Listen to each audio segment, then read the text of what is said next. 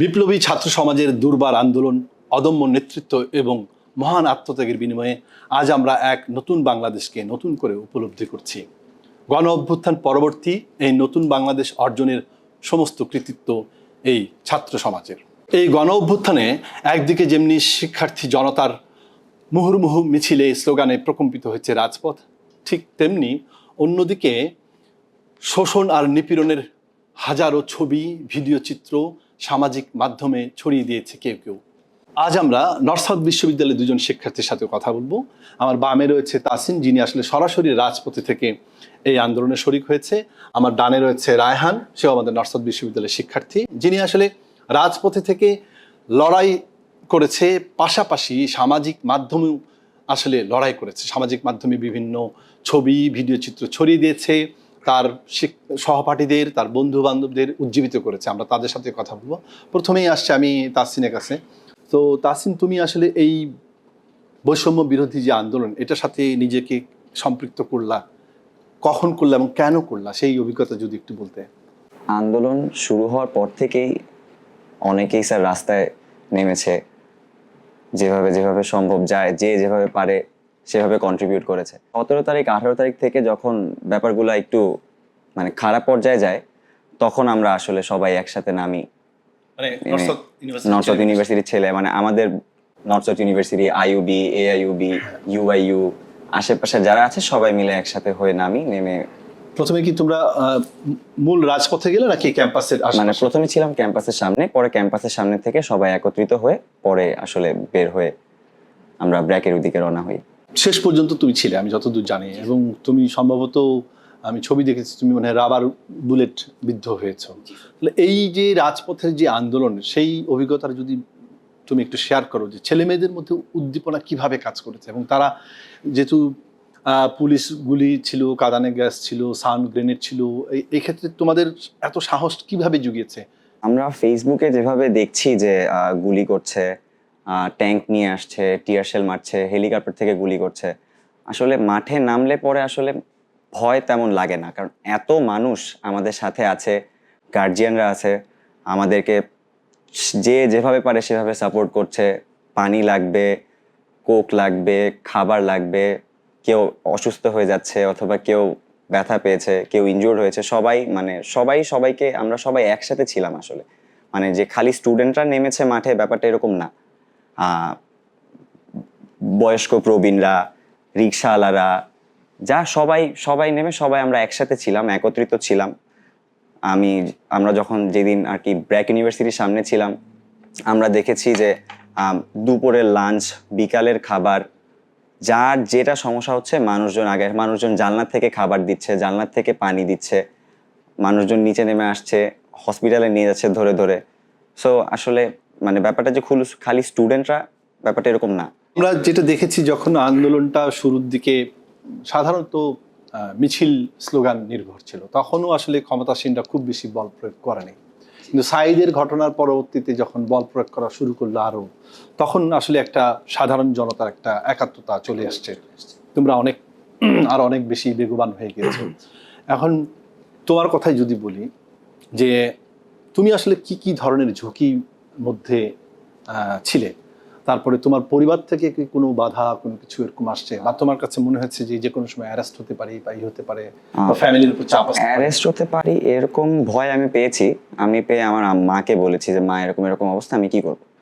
আমার মা বলছে যে যা হবে দেখা যাবে, আমি আসি তোমার সাথে। আমি আমার মাকে রাত্রেবেলা 2টার দিকে বলেছি যে মা, আমার পতাকা লাগবে। রাত্রেবেলা 2টার দিকে আমার মা আমাকে পতাকা বানিয়ে দিয়েছে, তো কালকে সকালে যাবি, মার খেয়ে আসবি না, মার দিয়ে আসবি। আমার মা আমাকে এইভাবে সাপোর্ট করেছে। তো এটা ছাড়া আসলে বাসায় ভয় লাগে কখন, যখন আমরা মাঠে যখন থাকি তখন আসলে একদমই ভয় লাগে না, কারণ এত মানুষ সবাই সাপোর্ট দিচ্ছে। কিন্তু বাসায় আসার পরে যখন আমরা ফেসবুকে দেখি যে এই নিউজ, এই মিস ইনফরমেশন, এই ডিসইনফরমেশন, তখন আসলে ভয় লাগে যে আহায় কি হবে, আমরা কিভাবে বাসায় যাব, কিভাবে কি হবে, রাত্রেবেলা যদি বাসায় এসে ধরে নিয়ে যায়, কার কাছে যাব, কি বলবো, এরকম ভয় পেয়েছি। বাট আসলে সেরকম কিছু হয় নাই। আমি আসছি তোমার কাছে আবার। তো রায়হান, তোমার কাছে জানতে চাই একই প্রশ্ন। তুমি তো আসলে দুটোতেই কাজ করেছো। তুমি কি আগে সামাজিক মাধ্যমে অনেক বেশি ইনভলভ ছিলেন, নাকি আগে রাজপথে বেশি ছিল তারপরে সামাজিক? আমি প্রথম থেকে সামাজিক যোগাযোগ মাধ্যম এবং রাজপথ দুটোতেই ছিলাম। সাইমালটেনিয়াসলি তুমি হ্যাঁ, দুটোই জি। করছিলে? প্রথমে যখন আমার এখনো মনে আছে যে জুলাইয়ের 15 তারিখে সম্ভবত আর্জেন্টিনার ফাইনাল খেলাটা হয় কোপা হ্যাঁ। আমেরিকার। তো এর আগের দিন হচ্ছে আমাদেরকে আহ, বার্তা দেওয়া হয় যে প্রতিটা গ্রুপের মধ্যে যে আমাদের ভাইদেরকে মারা হচ্ছে, ম্যাস কিলিং হচ্ছে এবং আন্দোলনে আমাদেরকে শরীক হওয়া উচিত। তো তখন আমরা হচ্ছে এই যে স্টেপটা সামাজিক নেই। মাধ্যমে তোমাদের যে জি, এগুলো 14 তারিখে আমাদের যত নর্থ সাউথের গ্রুপ আছে ওইগুলোর মধ্যে বলা হচ্ছিল। তো আমরা তখন সবাইকে ডাক দিই, আমরা পোস্টগুলো অ্যাপ্রুভ করা শুরু করি যে হ্যাঁ এর তো একটা যৌক্তিক আন্দোলন, অবশ্যই এখানে কেন বৈষম্য থাকবে। তো আমরা এই স্টেপটা নেই আমরা প্রথমে। দেন হচ্ছে 15 তারিখ যখন খেলা ছিল, তো ওই দিন অনেকের মধ্যেই মন্তব্য ছিল এমন যে আমাদের কোটা দিয়ে কি হবে, আমরা তো প্রাইভেট ইউনিভার্সিটির শিক্ষার্থী, আমাদের তো কোটা লাগবে না, তাহলে আমরা কেন আন্দোলনে অংশগ্রহণ করবো, দরকার নেই। তো এই জন্য অনেকেই মুখ ফিরিয়ে নেয় প্রথম দিকে। অল্প কিছু মানুষ নিয়ে আমরা প্রথমে হচ্ছে বসুন্ধরা গেটে, এখান থেকে নর্থ সাউথ থেকে 8 নম্বর গেট থেকে কর্মসূচি পালন করি। এরপর আমরা বসুন্ধরা গেটে যখন কার্যক্রম শুরু করি এবং এই কার্যক্রমের ছবি ভিডিওগুলো প্রকাশ হতে শুরু করে আমাদের ভার্সিটির গ্রুপগুলোতে। তো আমার কাজটা ছিল এমন যে দিনের বেলা আমি হচ্ছে আন্দোলনেও ছিলাম, সাথে সাথে ভিডিও ছবি এগুলো প্রকাশ করতাম। ভিডিও ছবি হ্যাঁ, তুমি নিজে করতে? জি, আমি করতাম, আমি অ্যাপ্রুভ দিতাম, আবার অনেকে Approve পোস্ট দিতে পারো করতো। তুমি ওই তোমাদের পেজটা? হ্যাঁ, যেহেতু আমি নাম নর্থ কি? সাউথ শিট পোস্টিং এর মডারেটর, সো আমার দায়িত্ব ছিল যে মানুষের যৌক্তিক দাবিগুলো, আমাদের স্টুডেন্টদের যৌক্তিক দাবিগুলো তুলে ধরা। তো যারা যারা সুন্দর সুন্দর পোস্ট দিত এবং আমরা ভেরিফাই করে নিতাম যে এগুলো কি গুজব নাকি সত্য ঘটনা। তো এগুলো ভেরিফাই করে আমরা যথেষ্ট সম্ভব চেষ্টা করতাম যে পোস্টগুলো অ্যাপ্রুভ করার। তো এভাবেই চলছিল। এরপরে যখন জুলাই 16 তারিখে আমাদের আবু সাইদ ভাই মানে ডিরেক্ট অন ক্যামেরা পুলিশের গুলিতে নিহত হয়, এরপর আন্দোলনটা আরও বেগবান হয়ে যায়। তখন আর মানুষের মধ্যে ছিল না যে আমরা কোটা আন্দোলন করতেছি, তখন আমরা ছিল যে আমরা আমাদের ভাইয়ের রক্তের প্রতিশোধ নিতে এসেছি রাজপথে, আমরা এটার বিচার চাই। তো এটা দিয়ে আমাদের শুরু হয় আন্দোলনটা। আর যখন হচ্ছে পাবলিক ইউনিভার্সিটিতে একদিকে যখন আন্দোলনটা অনেক তুখর পর্যায়ে চলে যায়, তখন অথরিটি মানে আমাদের গভর্নমেন্ট, যখন তৎকালীন গভর্নমেন্ট ছিল, তারা হচ্ছে আন্দোলনটাকে প্রতিহত করার জন্য তখন তারা আমাদেরকে হল ত্যাগ করতে বাধ্য করে আমাদের পাবলিকের ভাইদের। তো তাদের ওই জায়গায় অনেক সমস্যার সৃষ্টি হয়। তখন আমরা প্রাইভেট ইউনিভার্সিটির যে একটা জাগরণ হলো, এটা জাস্ট লাইক অ্যাভেঞ্জার্স, আমরা একেবারে ওরা মাঠ থেকে চলে গেছে কিছুটা, আমরা তখন একেবারে নতুন উদ্যমে শুরু করি। BRAC university, AIB, IB, NSU, যত ভার্সিটি আছে প্রাইভেট ইউনিভার্সিটি, সবাই আমাদের এই যে রামপুরা, বাড্ডা, বসুন্ধরা, উত্তরা, এই এই দিকগুলোতে প্রবল আন্দোলন শুরু করে। তো এই ক্ষেত্রে হচ্ছে সরকারও একটু ভেবাচেকে খেয়ে যায় যে আমি যেখান থেকে আন্দোলন উৎপত্তি পাবলিক ইউনিভার্সিটি, সেইখানে আন্দোলনকে দমাইলাম, আর এইদিকে হচ্ছে প্রাইভেট ইউনিভার্সিটিতে শুরু হয়ে গেল। তো এইভাবেই আর কি আমাদের প্রাইভেট ইউনিভার্সিটির আন্দোলনের যাত্রাটা শুরু হয়।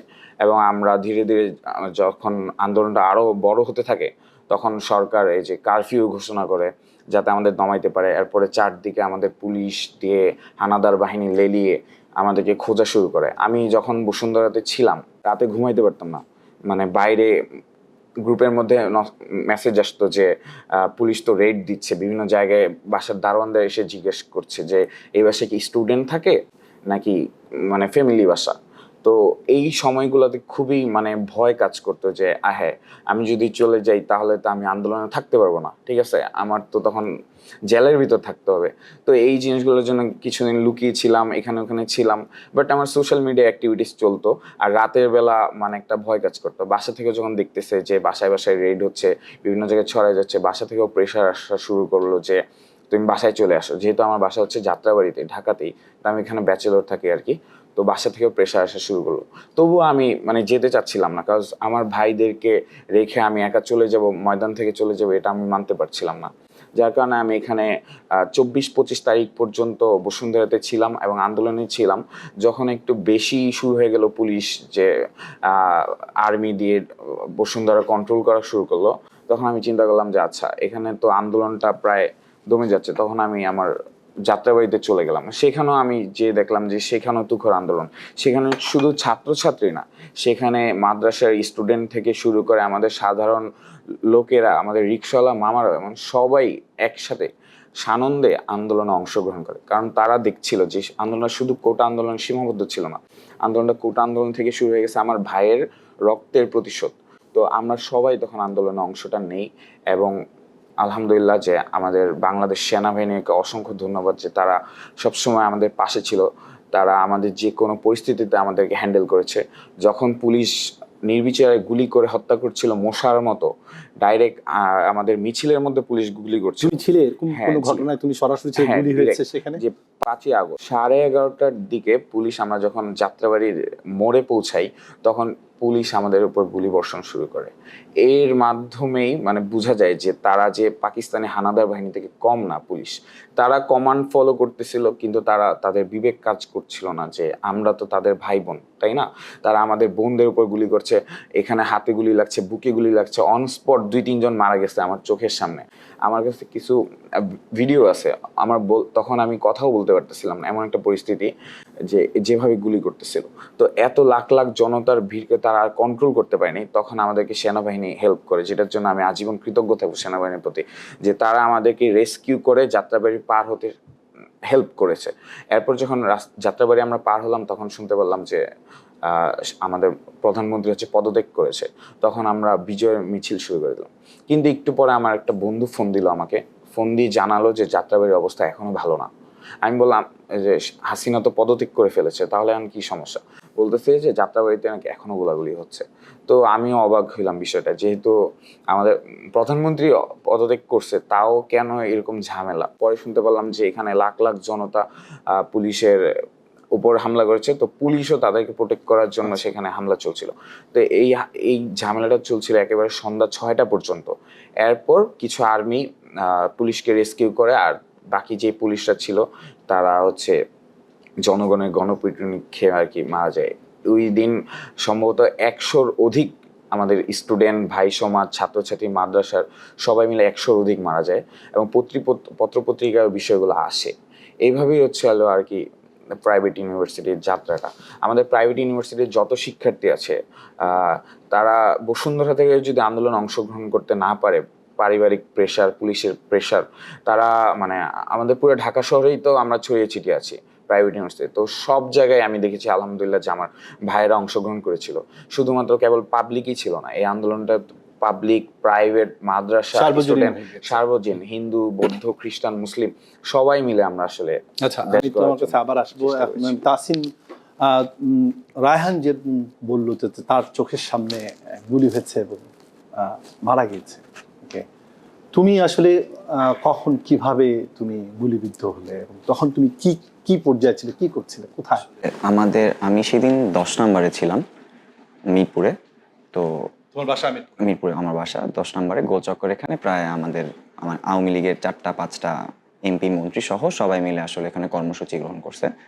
তো আমরা প্রথমে যখন ভাবছি যে বের হবো 10 নম্বর যাব, বাট ওরা আসলে সকাল থেকেই 10 নম্বরে অবস্থান করছিল, যার কারণে স্টুডেন্টরা এখানে যে জড়ো হতে পারছিল না। অন্য আশেপাশে যেসব জায়গা ছিল সেখানে আসলে আর্মিরা বসেছিল আর স্টুডেন্টদের জড়ো হতে দিচ্ছিল না। তখন তো কারফিউ চলতেছে। তো তখন একটা সময় আমরা 12টা-1টার দিকে সবাই বের হয়ে প্রশিকার সামনে, মানে স্টেডিয়ামের সামনে আমরা সবাই মোটামুটি কিছু লোকজন জড়ো হই, আর ইনডোর স্টেডিয়ামের সামনে থেকে আরো কিছু মানুষজন একসাথে জড়ো হয়। তো আমরা সবাই তখন মিলে একসাথে কথা বলে প্ল্যান করি এরকম যে আমরা সবাই মানে হ্যাঁ, আমরা প্রশিকার সামনে আর ইনডোর স্টেডিয়ামের সামনে আরো কিছু মানুষ। তো পরে আমরা 2 গ্রুপ একসাথে হয়ে মানে পপুলারের সামনে থেকে আগানো শুরু করি। তখন আর্মিরা আমাদেরকে একদম ডিরেক্ট হেল্প করে, যে আর্মিরা মানে আমি আর্মিদের সাথে যে কথা বলছি, যে বলতেছি যে এরকম এরকম সমস্যা, আমরা কি করব, তখন আর্মিরা বলতেছে যে আমাদেরকে সামনে দাও, তোমরা আমাদের পিছনে থাকো। আর্মি ডিরেক্ট আমাকে এই কথা বলেছে যে আমাদেরকে সামনে রাখো, তোমরা পিছনে যাও, সামনে আগায় না। তো এর কিছুক্ষণে মানে ওই 10 নম্বরে যেসব লোকজন ছিল তারা অনেকক্ষণ গোলাগুলি করে, অনেক মানুষজন এখানে মারা যায়। তারপর ওরা 3টা-3:30টার মধ্যে ওদের 10 নম্বর গোলচক্করে যে স্থান ত্যাগ করে, এরপরে আমরা ওই গোলচক্কর এখানে যাই, 10 নম্বর গোলচক্কর এখানে। তো ওইখানে যাওয়ার পর আমি দেখতেছি যে মিরপুর থানার সামনে থেকে ওরা পুলিশরা ননস্টপ গুলি করছে, আর রাবার বুলেট। তো তখন আমি যে ভিডিও করতে যাই, তখন আমার চোখে মানে চশমা, আমি সানগ্লাস পরা ছিলাম, আমার চোখে একটা গুলি লাগে, মানে রাবার বুলেট লাগে, হাতে এখানে একটা রাবার বুলেট লাগে। তো পরে সাথে সাথে ব্যাক করে চলে আসি, আর ওই পাশে ছিলাম না। আর আর্মিরা বলছিল যে 6টা পর্যন্ত থাকা যাবে, 6টার পর আর ওইখানে থাকা যাবে না। তো আমার কিছু ফ্রেন্ডরা 6টার পরে ছিল, তো ওই দিন ওইখানে প্রায় 6টার পরে মানে কেউ দেখে নাই কোত্থেকে গুলি করছে, 6জন মারা গেছে। 10 নম্বর গোলচক্করের এখানে 6জনকে গুলি করা হয়েছে, শিক্ষার্থী সব। কোত্থেকে গুলি আসছে, কে গুলি করছে, কেউ কিছু দেখেও নাই, কোনো ভিডিওতে কোনো কিছু এখনো পাওয়া যায় নাই। ও যে বললো যে কোত্থেকে গুলি আসছে, আমাদের এলাকায় যেটা হয়েছিল যে আমাদের মানে রোডের সাথে যেই বাসাগুলো ছিল, এইসব বিভিন্ন বাসার মধ্যে স্পাই ছিল, যারা হচ্ছে ছাদ থেকে গুলি করছিল। এই জিনিসটা আমি খেয়াল করেছি। তারা হতে পারে আওয়ামী লীগের কর্মী অথবা পুলিশ। হ্যাঁ, তাদের কাছে মানে গুলি ছিল, তারা গুলি করছে।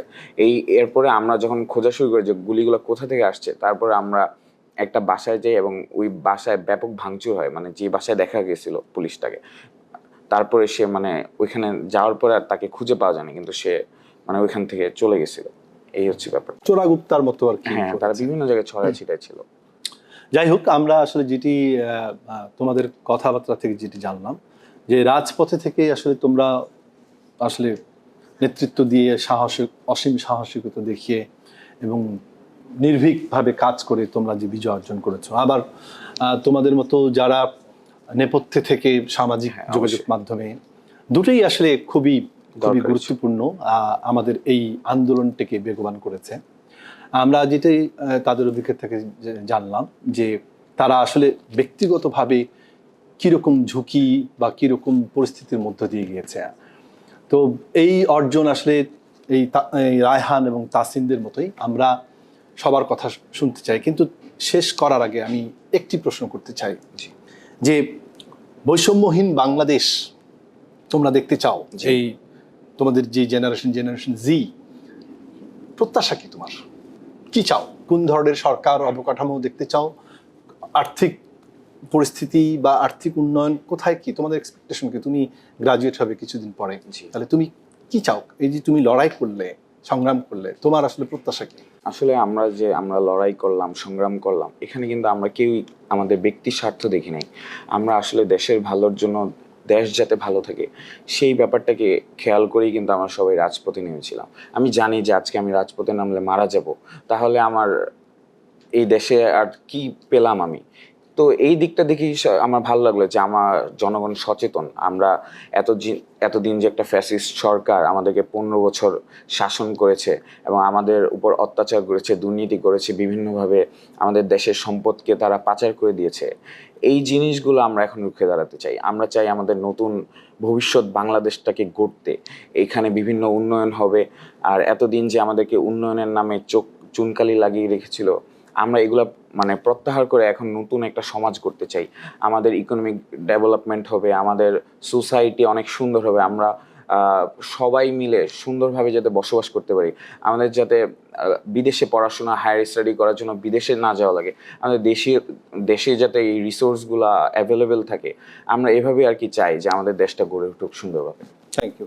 তাসিন, তোমার কাছেও একই, তুমি আসলে কি চাও? তোমার প্রত্যাশা কি?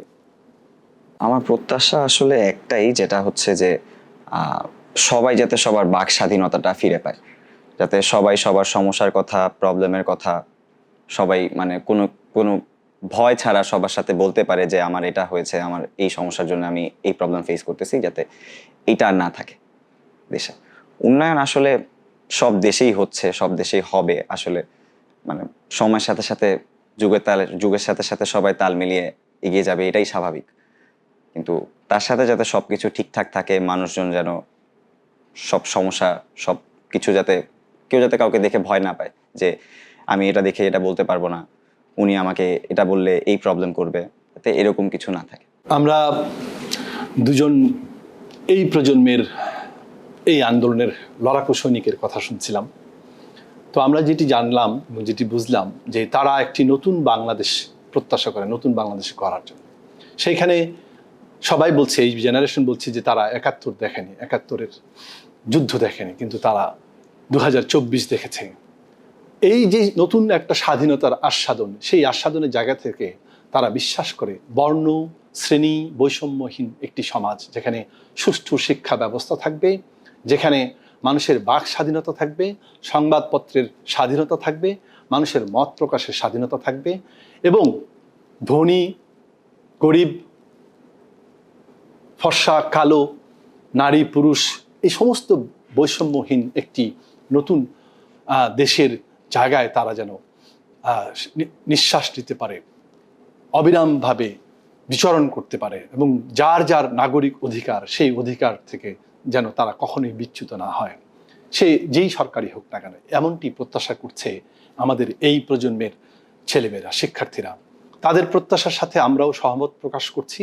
তাদের প্রত্যাশাই আমরা যারা বিভিন্ন পেশাজীবীর মানুষ আছি, আমরা যারা বয়সে অনেকটা বড়, আমরা তাদের সাথে একাত্মতা ঘোষণা করছি। নিশ্চয়ই একটি সুন্দর বাংলাদেশ আমরা দেখব, এই প্রত্যাশা থাকছি এবং নর্থ সাউথ টেলিভিশন এবং রেডিওর পক্ষ থেকে সবাইকে অভিবাদন জানাচ্ছি তোমাদের এই নতুন অর্জনে, নতুন বিজয়ে।